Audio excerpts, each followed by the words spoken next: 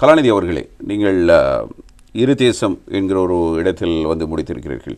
ஆனால் பாலஸ்தீனர்கள் இதனை ஏற்றுக்கொள்கிறார்கள், இரண்டு தேசங்களாக இருந்து விட்டு போகலாம் என்பது. ஆனால் ஏன் இஸ்ரேல் தொடர்ந்து அதனை மறுத்துக் கொண்டிருக்கிறது? அவர்கள் தங்களுக்கு உலகத்தில் இருக்கின்ற ஒரே ஒரு நாடு இதுதான். ஆகவே இந்த எங்களுடைய நிலப்பரப்பு எங்களுக்கு போதுமானதாக இல்லை. ஆகவே நாங்கள் ஒரு இதில் உள்ள உங்களோட கேள்விக்குள்ள இன்னொரு விஷயம் இருக்குது, அற்புதமான விஷயம், அதிசயமான விஷயம் என்னென்னா, இஸ்ரேலுடைய பாராளுமன்றத்தை சொல்வார்கள் நெசட் என்று. நாங்கள் இந்த ஒயிட் ஹவுஸ்ன்றது போல், கிரம்லின் என்பது போல் நெசட், அதுதான் பாராளுமன்றம். அதுக்குள்ளே பென் கூரியனுடைய ஃபோட்டோவுக்கு பக்கத்தில் ஒரு மெப் ஒன்று தொங்குது. இன்று வரைக்கும் அது அந்த மெப் இருக்குது. அந்த மெப்பில் என்ன இருக்கின்றால் கிரேட் இஸ்ரேல். அதாவது இப்போ இன்றைக்கு நீங்கள் பார்த்தீங்கன்னா 1947 இஸ்ரேல் என்ற நாடு உருவாக்கப்பட்ட நேரத்தில் பலஸ்தீன நிலத்தில் 10% தான் அவருடைய கண்ட்ரோலுக்குள்ளே இருந்தது. ஜஸ்ட் 10%. மக்கள் 15 லட்சம். இன்றைக்கு 67 யுத்தத்தோடு என்ன நடந்துச்சுண்டா, மொத்த பலஸ்தீனத்தையும் அவர்கள் கைப்பற்றினார்கள். மேற்கு கரை 6600 சதுர கிலோமீட்டர், மொத்த பலஸ்தீன் 26,000 சதுர கிலோமீட்டர். இப்போ நீங்கள் போய் கூகுளில் போய் அடித்து பாருங்க, இஸ்ரேலுடைய ஏரியா எவ்வளோ ஒன்று பார்த்தீங்கன்னா 23,000 சதுர kilometre. They have officially declared.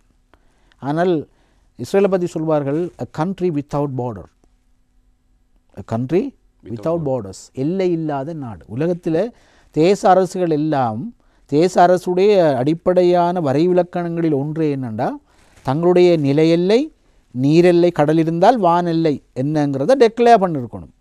சரிதானே? வானெல்லை எல்லாருக்கும் ஒன்று தான், கடல் எல்லை எத்தனை கிலோமீட்டர் கடல் எனக்கு உள்ளது, நிலமிதான் என்று டெக்ளேர் பண்ணணும். உண்மையாக சொல்ல போனால் அவங்க 23,000 சதுர கிலோமீட்டர்ன்றதுக்கு அது உண்மையான டெக்ளரேஷன் இல்லை என்றால், அந்த உள்ளுக்கு தொங்குற மெப்பில் என்ன இருக்கின்றால் ஜோர்தான் பள்ளத்தாக்கு இருக்குது, ஈராக்கிற பக்தாத் இருக்குது, ஈரானுடைய தலைநகர் இருக்குது, தெஹ்ரான் இருக்குது, மக்கா மதீனாவில் ஒரு துண்டு இருக்கு என்றால், அந்த மதீனாவில் இருக்கின்ற அந்த என்ன சொல்லுவோம் நாங்கள், அந்த யுத்தம் நடந்த ஒரு இடம் இருக்குது. என்னது அது? அந்த யூதர்களை தோற்கடித்த இடம், அதை தபூக்கோ. அந்த தபூக்கை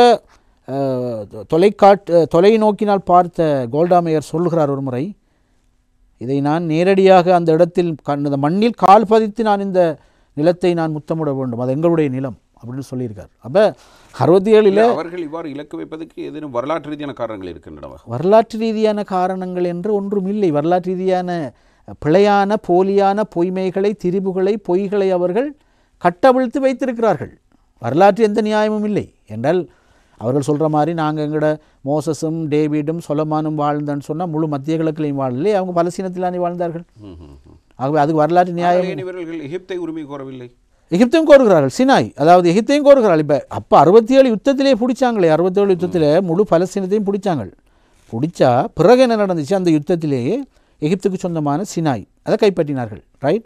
அதுபோல் ஜோர்தான் இந்த லெபனானுடைய ஷிஃபா பண்ணையை கைப்பற்றினார்கள். ரைட். லெபனானுடைய ஷிஃபா பண்ணை, அது மாதிரி சிரியாவுடைய கோலான் ஹைட்ஸ், எகிப்தினுடைய சினாய். அப்போ 67 யுத்தத்தை ஜமால் அப்துல் நாசர் நடத்திவிட்டு போனது பிறகு அன்வர் சாதாத் வந்தார். அவர் 78ஆம் ஆண்டு கேம் டேவிட் என்ற ஒரு ஒப்பந்தத்தில் கைச்சாத்திட்டார். அந்த ஒப்பந்தத்துக்கு அவர் ஏன் போனார் என்றால், நாங்கள் இதோட பலஸ்தீன பிரச்சனையில் தலையிட மாட்டோம், சினாய் எங்களுக்கு தந்துருங்கண்டு. ஆனால் ஸ்டில் இன் சினாய் இஸ்ரேலிக் ஃபோர்ஸஸாக இருக்குது. கோலான் ஹைட்ஸ் வந்து ஹாபிஸ் அல்-அசத் போராடினார் இஸ்ரேலுக்கு எதிராக அந்த 67 யுத்தத்தில்.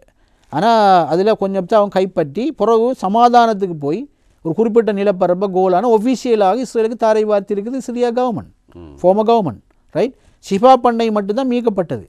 ஆனால் இஸ்ரேல் இன்றிருக்கிற கவர்மெண்ட்டினுடைய அல்லது இன்றிருக்கின்ற அதிகார வர்க்கத்தினுடைய ஆட்சி எந்திரத்துடைய உண்மையான இலக்கு என்னென்னு கேட்டால், இன்றைக்கு நீங்கள் பார்த்தீங்கன்னா பலஸ்தீனத்தில் ஜியோகிராஃபியை 3 பிரித்து பார்ப்பாங்க. ஒன்று ஆக்கிரமிக்கப்பட்ட பலஸ்தீன், தட் மீன்ஸ் இஸ்ராயில், சரியா? அதுக்குள்ளே கிட்டத்தட்ட 30 லட்சம் மக்கள் இருக்காங்க பலஸ்தீன மக்கள்.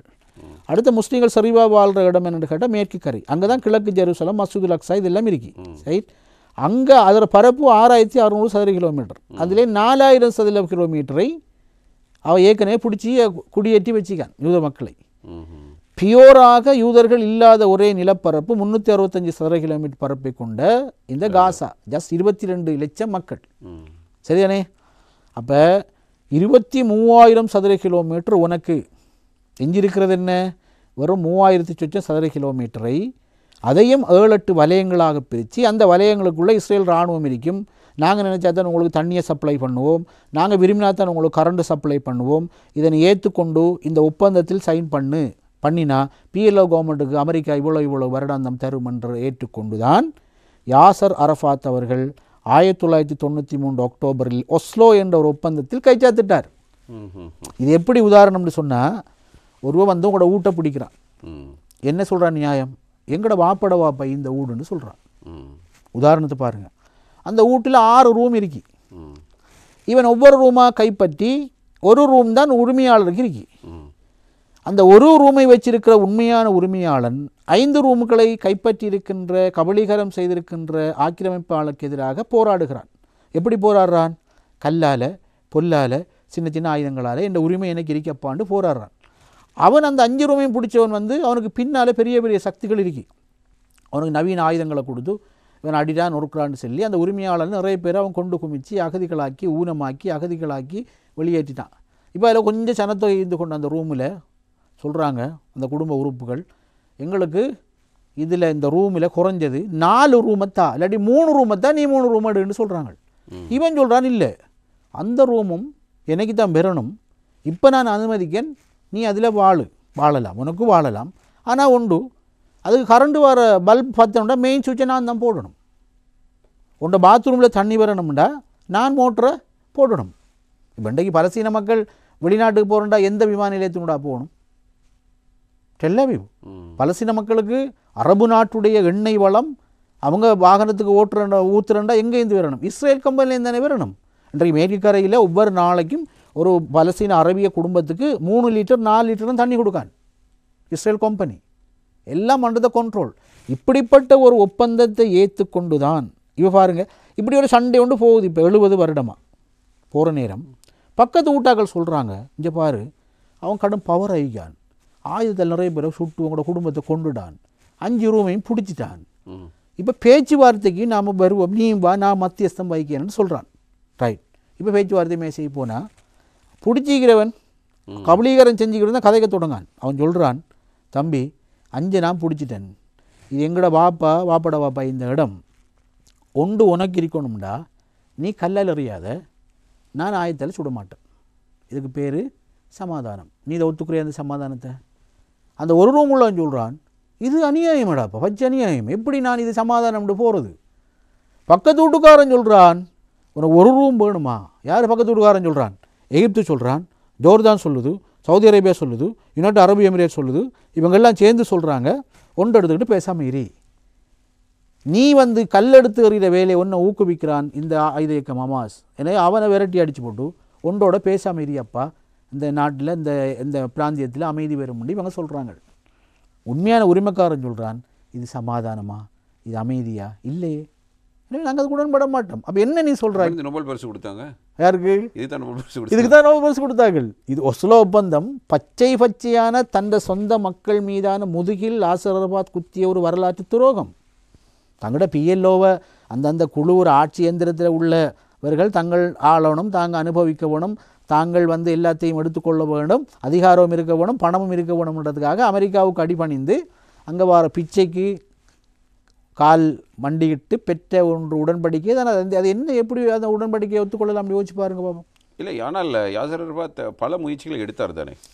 அவர் எடுத்தார், அவர் இடதுசாரியாக இருந்தார், அவருக்கு ஆரம்பத்தில் லெபனான், சிரியா போன்ற நாடுகள் ஆதரவளித்தன. பிறகு அந்த நாடுகளின்றி தங்களோட இராணுவம் தான் பயிற்சி முகாமெல்லாம் விரட்டி அடித்து அவர்களை மேற்கு கரைக்குள்ளே சுருக்கி கொண்டார்கள். கடைசியில் அவருக்கு அவர் என்ன நடந்துச்சுன்னு அவருடைய போராட்டம் இந்த கழுகு தேய்ந்து கட்டரும்பான கதை போன்று மாறி அவருக்கு ஒரு டப் ஆயிட்டார். அவர் இந்த சிக்கி விட்டார். இதை தவிர வேறு வழி இல்லை. ஒஸ்லோ ஒப்பந்தத்தில் சைன் பண்ணினா தான் நாம் இங்கே ஆட்சியாளராக இருக்கலாம்ங்கிற ஒரு நிலைமைக்கு அவர் வந்துட்டார். உண்மையான கதை தான். இப்போது அந்த ஒஸ்லோ உடன்படிக்கையின்படி தான் நடந்து கொண்டிருக்கு. ஆனால் நடந்து கொண்டிருக்கிறது என்று சொன்னால் அந்த ஒப்பந்தங்களை இதில் ஒரு விஷயமேகி இதுவரைக்குமான எந்த ஒப்பந்தத்தையும் இஸ்ரேல் இராணுவ அரசாங்கம் மதித்து நடக்கவில்லை. ஒஸ்லோ ஒப்பந்தத்தின்படி அதில் உள்ள நிறைய கிளாஸஸ் இருக்குது. வெரி இம்பார்ட்டன்ட் கிளாஸ் என்னென்றால், மேற்கு கரையிலும் காசாவிலிருந்தும் ஒட்டுமொத்த யூத குடியேற்றங்களை நாங்கள் முற்றாக அகற்றுவோம். டு த டேட் அவர்கள் இந்த வாக்குறுதியை நிறைவேற்றாமல் எப்படி இதை வயலேட் பண்ணுறாங்க என்றால் டே டு டே வெஸ்ட் பேங்கில் முஸ்லீம்கள நிலத்தை ஒவ்வொரு நாளும் ஆக்கிரமித்து எப்படி ஆக்கிரமிக்கின்ற தெரியும் தானே, ஒரு முஸ்லீம் கட்டட தொகுதியை புல்டோசரை போட்டு தரைமட்டமாகிறது, டு கிரவுண்ட் ஜீரோ. யோசிச்சு பாருங்கள். ஒரு மேற்கு கரை ஒரு ஆள் சொல்கிறாரு, நான் என்னுடைய வீட்டை 6வது முறை கட்டி போட்டு நிம்மதி பெருமூச்சு விடுறேன், அடுத்தாண்டு வந்து இஸ்ரேல் புல்டோசரை போட்டு அடிக்கான். அதுக்குள்ளே எவ்வளோ சொத்து, எவ்வளோ பெருமதி, அவனோட ஒரு வீடுன்றது ஒரு மனுஷன் வாழ்க்கையில் எவ்வளவு அற்புதமான ஒரு விஷயம். என்ன அதை ஒரு முறை நாம் கட்டினாலே நமக்கு இதுக்கு போகிறோம், இது எப்படிடா கட்டி நம்ம ஆச்சரியப்படுறோம்.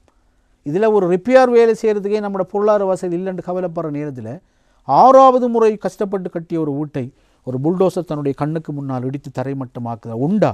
எத்தனை லட்சம் வீடுகள், எத்தனை ஆயிரம் வீடுகள், உலகமே இதை வேடிக்கை பார்க்குறதுன்னு சொன்னால் இது என்ன நாங்கள் இதை பற்றி சொல்கிறது?